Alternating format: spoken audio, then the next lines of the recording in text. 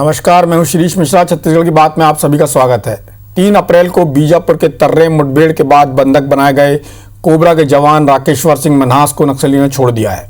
आज करीब 4 बजे नक्सलियों ने राकेश्वर को जन अदालत लगाकर पद्मश्री धर्मपाल सिंह सैनी और तेलम बोरैया की मौजूदगी में रिहाई किया। इस दौरान मुरतुंडा की सरपंच सुखमती हुक्का और रिटायर्ड टीचर रुद्र करे भी मौजूद थे। राकेश्वर की रिहाई के बाद उनके घर जम्मू में जश्न का माहौल नजर आया। परिजनों ने खबर सुनकर IBC 24 का आभार भी जताया। फिलहाल रिहा जवान बासागुड़ा कैंप में है, जहां उनका मेडिकल टेस्ट कराया गया है। इसके बाद उन्हें रायपुर लाने की तैयारी है। लालगढ़ से राकेश्वर सिंह की वापसी, हमले से लेकर रिहाई तक की पूरी कहानी हम समझने की कोशिश करेंगे इन 5 तस्वीरों के जरिए। अब तक के घटनाक्रम को समझ सकते हैं।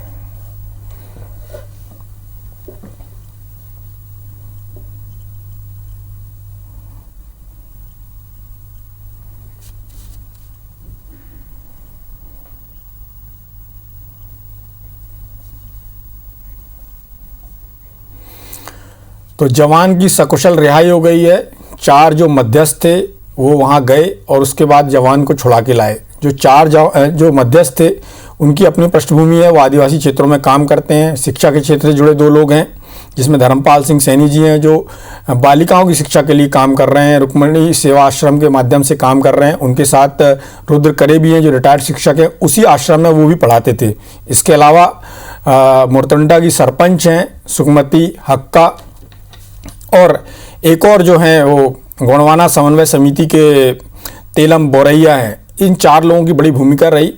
जब 6 अप्रैल को नक्सलियों ने जो प्रेस नोट जारी किया था, जो आखिरी प्रेस नोट था इस घटनाक्रम को लेकर, उसमें उन्होंने साफ तौर पर लास्ट लाइन जो उनकी थी उसमें सूचना के तौर पर लिखा था कि सरकार इस मामले में मध्यस्थों की घोषणा करे। जैसी की जानकारी हमारे पास है कि इस मामले में केंद्र और राज्य सरकार की बात हुई। कुछ 9 नेताओं के नाम, 9 लोगों के नाम उसमें फाइनलाइज हुए, जिसको राज्य सरकार के साथ डिस्कस किया गया। उसके बाद इन 4 लोगों को कल रवाना किया गया और आज करीब 4 बजे इनकी रिहाई हो सकी। आपने अभी तक लगातार घटनाक्रम देखा होगा, किस तरह से रिहाई हुई। नक्सलियों ने कैसे जन अदालत लगाकर उनको जो रस्सियों से बांधा था उसके बाद कैसे रिलीज़ किया और उसके बाद फिर उनको बासागुड़ा कैंप में लाया गया, जहाँ पर उनका मेडिकल परीक्षण हुआ। ये तो सारा घटनाक्रम था। अब इस घटनाक्रम पर जो वहाँ के वरिष्ठ पत्रकार हैं मनीष गुप्ता, जिन्होंने इस पूरी घटना की पल पल की जानकारी रखी और उनकी पैनी निगाह रही, उनसे बात करेंगे। इसके अलावा इसके राजनीतिक घटनाक्रम पर बात करेंगे। कांग्रेस से राजन तिवारी जी हैं और भारतीय जनता पार्टी से श्रीचंद सुंदरानी जी हैं। आप सभी का इस खास कार्यक्रम में बहुत बहुत स्वागत है। सबसे पहला सवाल मनीष जी आपसे कर लिया जाए, चूँकि आपने सारी चीज़ों को देखा है। आपको क्या लगता है कि ये जो जवान की रिहाई हुई है, इसके पीछे कोई शर्तें रही होंगी उनकी, या इनके पास ऐसा कोई अथॉरिटी लेटर सरकार की तरफ से रहा होगा जिसको लेके ये नक्सलियों के पास गए होंगे और वहाँ इनका क्या कमिटमेंट हुआ होगा, क्या बातचीत हुई होगी? आपके पास क्या जानकारी है?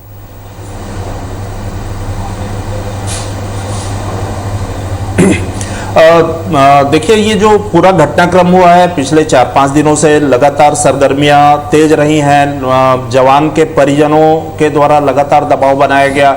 इसके अलावा जो सामाजिक क्षेत्र में जो लोग सक्रिय हैं वो लगातार इस विषय को लेकर के आंदोलित रहे। हस्ताक्षर अभियान चलाए गए। अलग अलग तरीके से कहीं ना कहीं सरकार के ऊपर दबाव बनाने की कोशिश की गई कि इस जवान की जल्द से जल्द जो है सकुशल रिहाई करवाई जाए। इस बीच में नक्सली भी जो है इसकी पल पल की जानकारी लेते रहे। देखिए, ये नक्सल ऑपरेशन जब हुआ तब नक्सलियों ने 22 जवानों को मतलब शहीद किया और 31 जवान घायल हुए। TCOC के दौरान नक्सलियों ने जो ये अटैक को अंजाम दे करके अपना टारगेट उन्होंने पूरा कर लिया। बहुत सारे हथियार लूटे, बहुत सारे क्षेत्र में उन्होंने मैसेज दिया कि हम आज भी अपने कोर इलाके में ताकतवर हैं, सरकार हमें कमजोर आंक रही है लेकिन हम कमजोर नहीं हैं। वहीं इस बीच में ये जवान नक्सलियों के हत्थे चढ़ गया। नक्सलियों ने एक मैसेज देना था। देखिए, ये वार जोन है, कहीं ना कहीं नक्सली भी जो है जनता के दबाव को महसूस करते हैं, इसलिए नक्सली जो है इस पर 2 गेम खेल रहे थे। एक तो उन्होंने एक ये संकेत दिया कि हम बेटल इलाके में प्रोफेशनल तरीके से हम जवानों से लड़े, जवानों को नुकसान पहुंचाया और अपना उद्देश्य वहां पर सफल किया। दूसरा, हमारे हत्थे जो निहत्था जवान हमारे पास आया है, हम इसको कोई नुकसान नहीं पहुंचा रहे।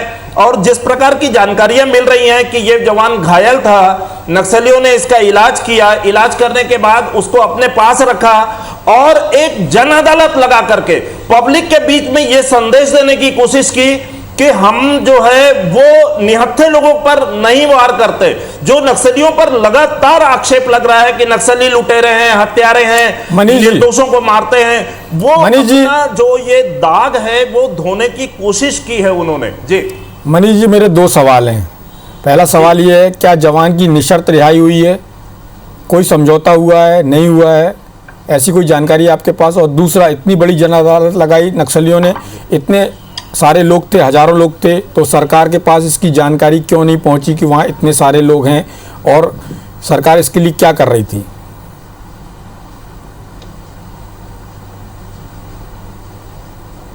देखिए, जो पहला प्रश्न है कि नक्सलियों ने जो जवान की रिहाई की है, ये अभी तक जो जानकारी आ रही है ये बिना किसी शर्त के रिहाई की है।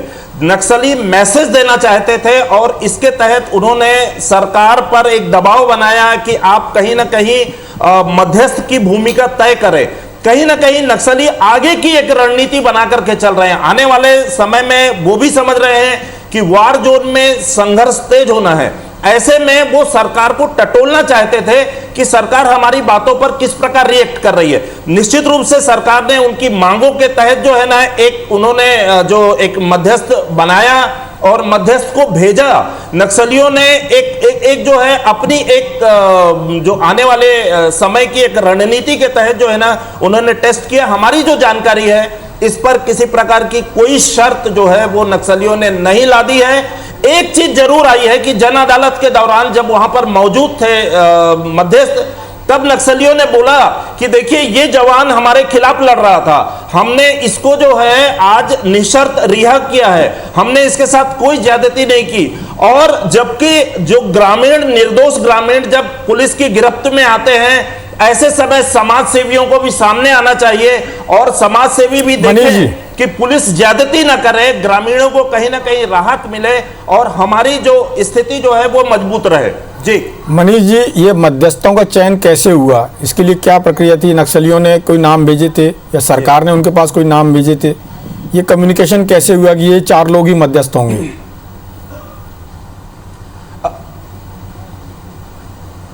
देखिए, नक्सली जहां तक मध्यस्थों की बात आई है, देखिए ये दो प्रकार की इस पे वो हुआ। कल परसों नक्सलियों का विज्ञप्ति आई और कल सुबह से चयन शुरू हुआ। इसमें अलग अलग क्षेत्रों में काम करने वाले लोगों का नाम चिन्हांकित किया गया। चिन्हांकित करके जो है वो राजधानी भेजा गया। राजधानी में कुछ लोगों का नाम चयन किया गया।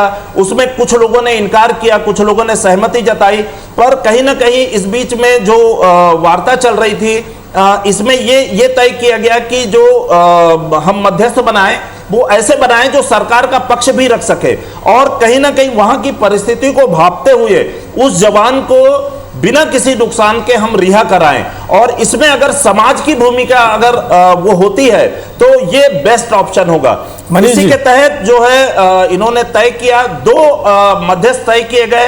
एक जी मध्यस्थ 2 तय किए गए, उसके अलावा जो 2 और मध्यस्थ थे वो कैसे तय किए गए?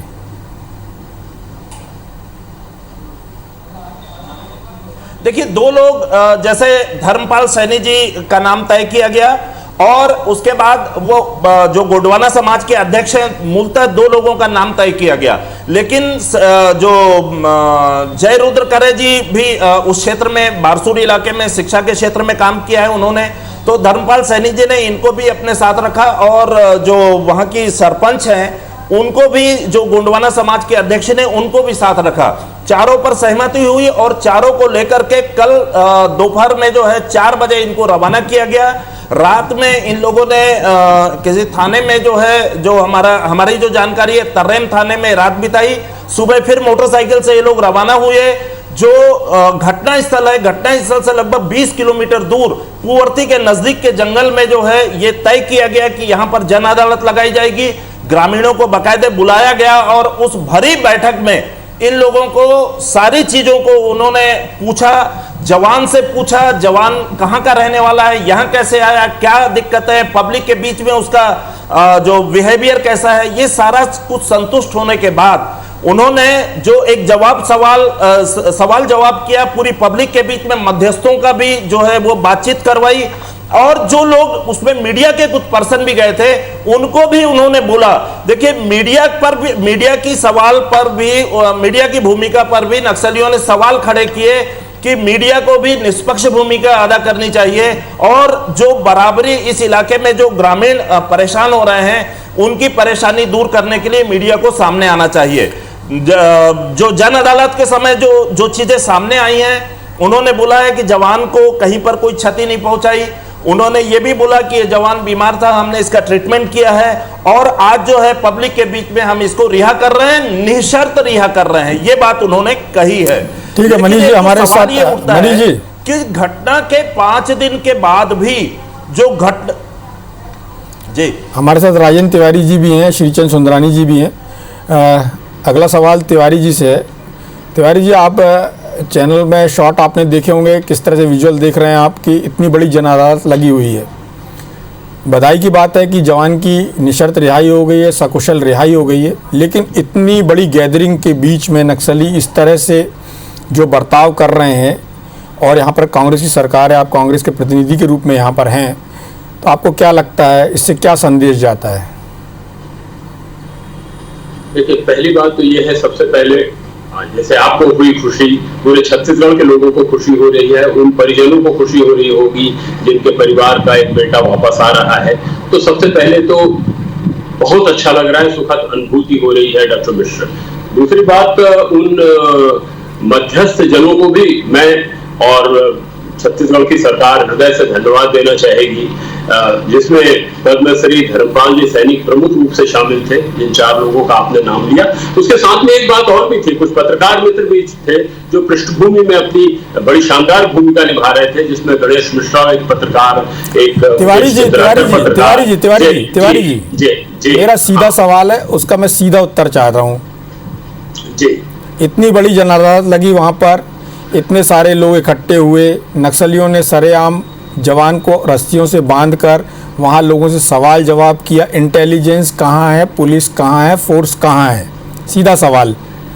हाँ, नहीं, इंटेलिजेंस को पूरी बात की जानकारी है, मैं आधिकारिक रूप से बोल रहा हूँ, इस पूरे घटनाक्रम की जानकारी थी, मगर राज्य सरकार का जो सबसे बड़ा उद्देश्य था वो ये था कि उस अपहृत जवान को किसी भी तरह से कोई नुकसान ना पहुंचे, उसकी सुरक्षित वापसी हो, ये पहला लक्ष्य था। और दूसरी बात यह है कि इस जन अदालत के बीच में पुलिस को तो मालूम था, पुलिस को सारी घटनाक्रम की जानकारी थी, अगर कुछ भी गतिविधि होती तो आप सोचिए कि कितने लोगों की जान चली जाती। और अभी मनीष जी एक बात कह रहे थे, मैं उसको उद्धृत करके कहना चाहूंगा कि जो नक्सलियों ने ये बात कही कि देखिए हम तो निहत्था था इसलिए वापस कर दिया इस जवान को, ये झूठे और धोखेबाज लोग हैं। इनका ये कम से कम हम उस घटना को याद करते हैं जिसमें हमारे नेता, प्रथम पंथी के नेता निहत्थे थे, अब किस षड्यंत्र के तहत मारे गए उसकी व्याख्या मैं नहीं करना चाहूंगा। मगर दूसरा उनका ये कहना कि निर्दोष आदिवासियों की हत्या होती है, निर्दोष आदिवासियों की हत्या होती होगी, होती रही होगी।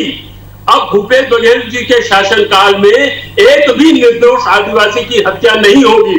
यहां तक कि जिन निरपराध आदिवासियों को पकड़ा गया था छोटी छोटी धाराओं के अंतर्गत, उनको छोड़ने की प्रक्रिया भी प्रारंभ हो रही है। हम लोग बैठे हुए थे, उसमें माननीय मुख्यमंत्री जी ने स्पष्ट रूप से ये कहा कि नक्सलियों को तो हम मार देंगे, मगर एक भी निरीह और निर्दोष आदिवासी नहीं मरना चाहिए। इस बात को अंडरलाइन करके, रेखांकित करके आप लोग ध्यान दे दीजिएगा।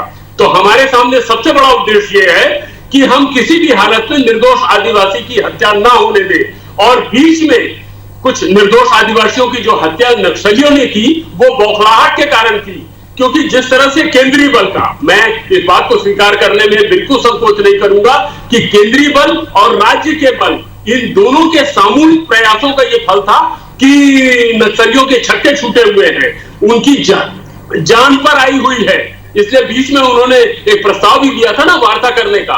वार्ता करने की बात तो भूपेश बघेल जी ने बहुत स्पष्ट कही थी कि गोली और बोली दोनों एक साथ नहीं हो सकती। आप हथियार रख दीजिए और हथियार रख करके बात करने के टेबल पर आइए, मगर सबसे पहली बात भारत के संविधान को मानिए, हथियार छोड़िए, हिंसा छोड़िए और इस भावना के साथ कि हमको देश की मूल विचारधारा के साथ में जुड़ना है, देश को आगे बढ़ाना है और आदिवासियों के हितों का संरक्षण करना है। ठीक है तिवारी, हमारे साथ श्रीचंद सुंदरानी जी भी हैं।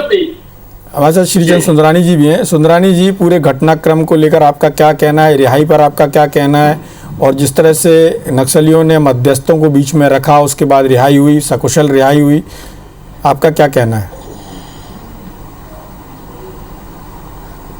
देखिए, निश्चित रूप से राजेश्वर की रिहाई, एक जवान की रिहाई छत्तीसगढ़ के लिए एक अच्छा कदम है। मैं जवान की रिहाई लेट जरूर हुई, लेकिन हुई लेट। सुंदरानी जी, और बधाई देता हूं सुंदरानी जी तंत्र को। आपको करेक्ट करना चाहूंगा, बहुत जल्दी रिहाई हुई है, 4-5 दिन लग गए, लेकिन इससे ज्यादा टाइम लगा है बहुत सारी चीजों में। ठीक है, मैं उस पर ये सबसे जल्दी रिहाई हुई जाना चाहता। मैं मेरी प्रशासन, सरकार, केंद्र सरकार, राज्य सरकार, सबके डॉक्टर सुरेश जी, मैं सबको बहुत धन्यवाद देना चाहता हूं, मध्यस्थ को भी, राज्य सरकार। सर धन्यवाद के लिए नहीं, मैंने आपका इस घटनाक्रम को लेकर आपकी प्रतिक्रिया पूछी है। देखिए, मेरी प्रतिक्रिया में मैं चूंकि एक जवान की रिहाई और खुशियों का मौका है, तो निश्चित रूप से उन्हें बधाई देना बनता है। डॉक्टर सिरीज जी, जिस प्रकार से नक्सलियों ने वहां पे जन अदालत लगाई, बड़ी संख्या में, हजारों की संख्या में वहां पे लोगों को एकत्रीकरण किया।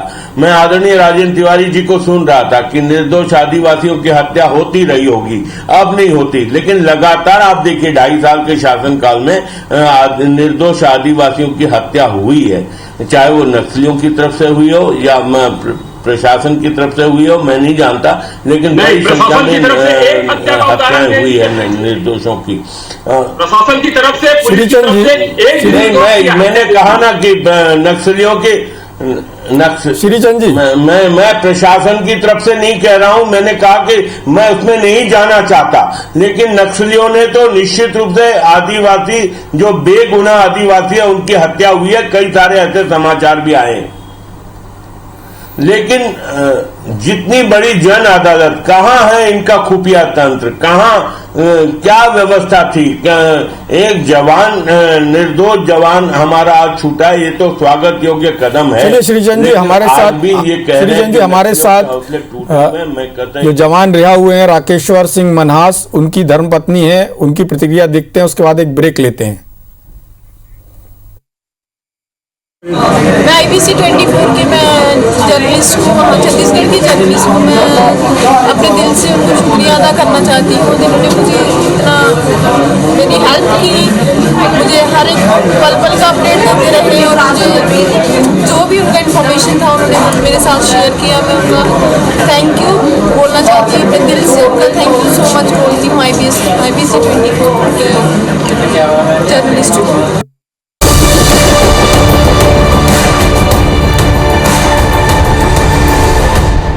हम जवान राकेश्वर सिंह मनहास की धर्मपत्नी मीनू मनहास की प्रतिक्रिया सुन रहे थे और श्रीचंद सुंदरानी जी की बात उस समय अधूरी रह गई थी। सुंदरानी जी, आप अपनी बात को कंटिन्यू कर सकते हैं, समय कम है। सुंदरानी जी, आपको 1 मिनट रोकना चाहूँगा, हमारे साथ मीनू मनहास जी जुड़ गई हैं। मीनू जी, आपका बहुत बहुत स्वागत है हमारे इस खास कार्यक्रम में। जी सर, जी सर। आपको कैसा लग रहा है? निश्चित रूप से बहुत अच्छा लग रहा होगा, लेकिन जब पहली बार बहुत खुश हूँ और मैं तहे दिल से आपका बहुत आभार व्यक्त करती हूँ। मैं, मेरे पास कहने के लिए शब्द नहीं है, मैं आपको कितना मतलब शुक्रिया अदा करूँ, मैं बता नहीं सकती। मीनू जी, हम लोगों को भी बहुत अच्छा लग रहा है कि आपके घर में खुशियां आई हैं और आपके पति राकेश्वर जी वापस आ गए हैं। जब पहली बार हमारे जो पत्रकार हैं राजा राठौर, उन्होंने आपको सूचना दी थी कि वो सकुशल हैं और वापस आ जाएंगे, उनकी रिहाई हो जाएगी, आपको कैसा लगा था तब? जी सर, राजा राठौर से मेरी बात हो गई, उनको मैं धन्यवाद किया। मैंने कहा आप जब भी जम्मू आओगे कभी तो मुझे प्लीज फोन करना, मैं आपको रिपोर्ट तो मैं आपको बहुत खुश हूँ, मैं बता नहीं सकती मैं कितनी खुश हूँ। मीनू जी, आपकी और आपकी बच्ची की बात हुई है क्या राकेश्वर जी से? हाँ मेरी बात हुई उनसे। क्या बोल रहे थे? यही बोल रहे थे मैं ठीक हूँ, आप ठीक हो? मैंने कहा हाँ घर पे ठीक है। मैंने कहा सब ठीक। मैंने हेल्थ के लिए पूछा उनको, मैंने बोला थोड़ा सा ब्लड प्रेशर हाई। और आप उनकी जो माता जी है उनकी क्या प्रतिक्रिया रही? माता जी भी बहुत खुश हैं। हाँ माता जी भी बहुत खुश हैं। नक्सलियों के लिए कुछ कहना चाहेंगी मीनू जी? जी जी जी जी, मैं नक्सलियों के लिए भी यही कहना चाहूंगी कि मैं उनका भी अपने तहे दिल से शुक्रिया अदा करती हूँ। उनकी मानवता मैंने देखी कि उन्होंने 5 दिन मेरे पति को अपने पास रखा और कुछ यही कहा, टाइम को खाना दिया। मैं उनसे भी तहे दिल से उनका भी शुक्रिया अदा करती हूँ। छत्तीसगढ़ सरकार और केंद्र सरकार के लिए कुछ कहना चाहेंगे? हाँ मैं छत्तीसगढ़ सरकार की और केंद्र सरकार और CRPF का भी तहे दिल से शुक्रिया करता था, अपने देशवासियों का भी और अपने जम्मू कश्मीर सरकार का भी और हर एक इंसान का जिसने इनके लिए प्रार्थना की थी कि वो ठीक ठाक करके वापिस आ जाए। मैं सबके लिए शुक्रिया अदा करती हूँ, अपने तहे दिल से शुक्रिया अदा करना चाहती हूँ। मीनू जी, आपको यहाँ बताना जरूरी है कि बस्तर के लोगों ने उनकी रिहाई के लिए हस्ताक्षर अभियान भी चलाया था, तो बस्तर के लोगों के लिए कुछ कहना चाहेंगी? जी जी जी सर, मैं बस्तर के लोगों का तहे दिल से शुक्रिया अदा करती हूँ जिन्होंने हस्ताक्षर अभियान चलाया और उनकी रिहाई मांगी। हमारे साथ राजेंद्र तिवारी जी भी जुड़े हुए हैं जो कांग्रेस के बड़े नेता हैं। राजेंद्र जी, आप कुछ कहना चाह रहे हैं? हाँ, मैं बोल रहा था बिटिया, एक तो बहुत सारी शुभकामना, बहुत सारी बधाई आपको। और ये बधाई मैं हमारे प्रदेश के मुखिया माननीय भूपेश बघेल जी की तरफ से भी आपको देना चाहूंगा। वो प्रतिपल आपके पति के रिहाई के लिए प्रयत्नशील रहे। हम लोग बैठे हुए थे, वो लगातार इस बात की रिपोर्ट ले रहे थे कि क्या स्थिति चल रही है, कब तक छूटेंगे, क्या होगा। वो आपकी पति की रिहाई को लेकर के बेहद जागरूक और बेहद सतर्क थे और लगातार प्रयास कर रहे थे कि वो सुरक्षित वापस आ गए। तुम्हारी दुआओं ने बेटा। हाँ सर, मैं उनका बहुत आभार व्यक्त करती हूँ जिन्होंने मेरे पति के लिए इतना कुछ किया। मेरे पति के लिए इतना कुछ किया और जिन्होंने मेरे पति के लिए इतना कुछ किया, मैं उनका तहे दिल से आभार व्यक्त करना चाहती हूँ। मैं आपका संदेश वहां तक पहुंचा दूंगा बेटा, वो खुद से आपको बात करेंगे। चलिए मीनू जी, आपका बहुत बहुत धन्यवाद IBC 24 ओवर से जुड़ने के लिए। हम अपनी चर्चा को जारी रखते हैं, हालांकि कार्यक्रम खत्म करने का समय हो गया। तभी मैं चाहूँगा कि राजेंद्र तिवारी जी, श्रीचंद सुंदरानी जी अपनी एक संक्षिप्त टिप्पणी या कमेंट दें।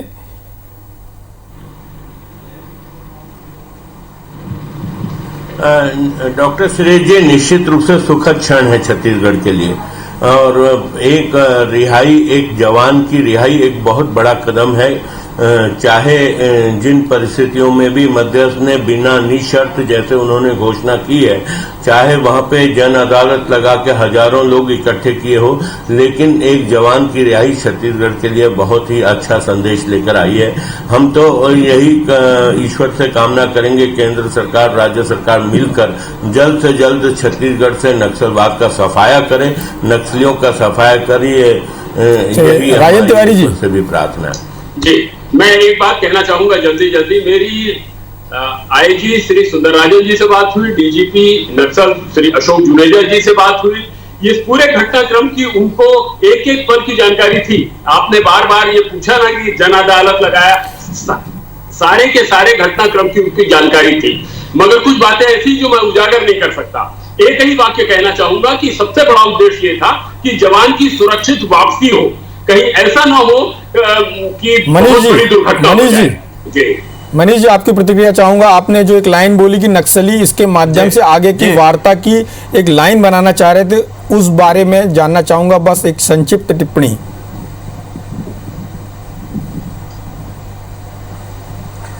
देखिए, अभी गृह मंत्री जी का जो केंद्रीय गृह मंत्री जी का जो बस्तर प्रवास हुआ, उस दौरान में जो उन्होंने समीक्षा बैठक ली, आने वाले समय में उन्होंने 2023 का टास्क दिया है। यानी आने वाले समय में बस्तर में जो है संघर्ष तेज होगा और इसमें दोनों ओर से जो चूकें होंगी उसका लाभ जो है कहीं ना कहीं नक्सली उठाएंगे। मुझे लगता है कि अब और सतर्कता के साथ आगे चलने की जरूरत है, क्योंकि वो कोर इलाके में लड़ना आज भी जवानों के लिए एक चुनौती है और एक फुल प्रूफ कहीं ना कहीं जो ऑपरेशन वो करना पड़ेगा, नहीं तो आगे दिक्कतें बढ़ेंगी। ठीक बात है, फुल प्रूफ ऑपरेशन करना पड़ेगा, नहीं तो आगे दिक्कतें बढ़ेंगी। लेकिन एक यदि वार्ता का दौर शुरू होता है, नक्सलवाद खत्म करने की दिशा में आगे बढ़ते हैं, और जैसा कि आपका कहना है कि 2023 तक अमित शाह जी ने टारगेट दिया है, केंद्रीय गृह मंत्री ने, नक्सलवाद खत्म करने के लिए, यदि वैसा होता है तो प्रदेश के लिए बहुत अच्छा होगा। इस चर्चा में जुड़ने के लिए आप सभी का बहुत बहुत धन्यवाद। नमस्कार।